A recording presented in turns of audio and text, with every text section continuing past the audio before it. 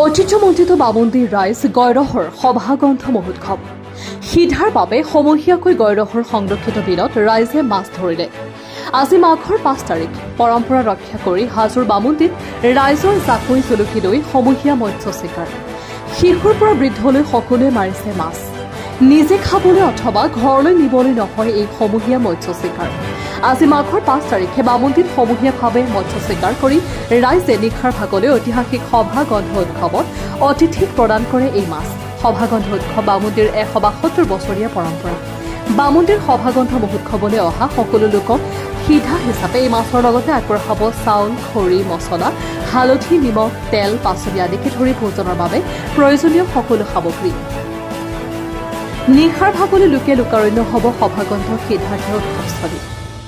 হাজোৰ পৰা কমলাকান্ত দাসৰ ৰিপৰ্ট, প্ৰতিদিন লাইভ।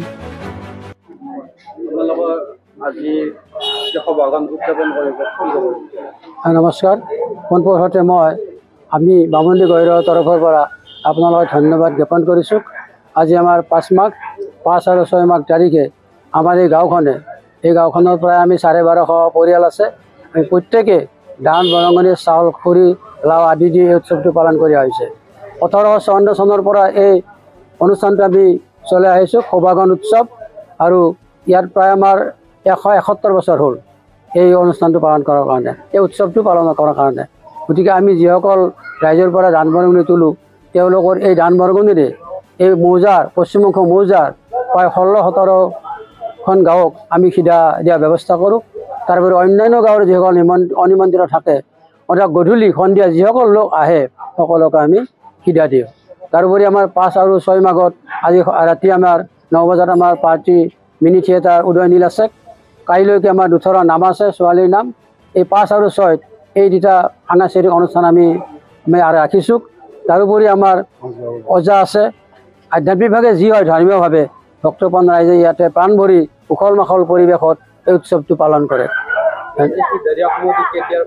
আমি ঠিক ৬টাৰ পৰা আমি 10:30 বা 11টালৈ সিজাৰীয়া পৰ্বটো আৰম্ভ কৰিম। তাৰপিছত আমি শেষত আমি সকলোকে ডাক দিম যে আৰু কোনোবা আছে নেকি, কোনো এজন মানুহ ইয়াত ফিৰি যাব নোৱাৰিব। আমি শেষৰ পিছত আমি ডাক দিওঁ যে কোনোবা আছে নেকি, অৰ্থাৎ 9:30 যদি বান্ধিছোঁ, আমাৰ 11:30 হ'ব পাৰে, কোনো এজন মানুহ আমি ইয়াৰ পৰা ফিৰি পথাৰত নিয়া হয়। মাছ মাৰি প্ৰায় 8 কুইণ্টেলৰ ওপৰত থাকে, প্ৰায় 8 কুইণ্টেল আমাক লাগে যে, তাৰ পৰা ওপৰত যায়।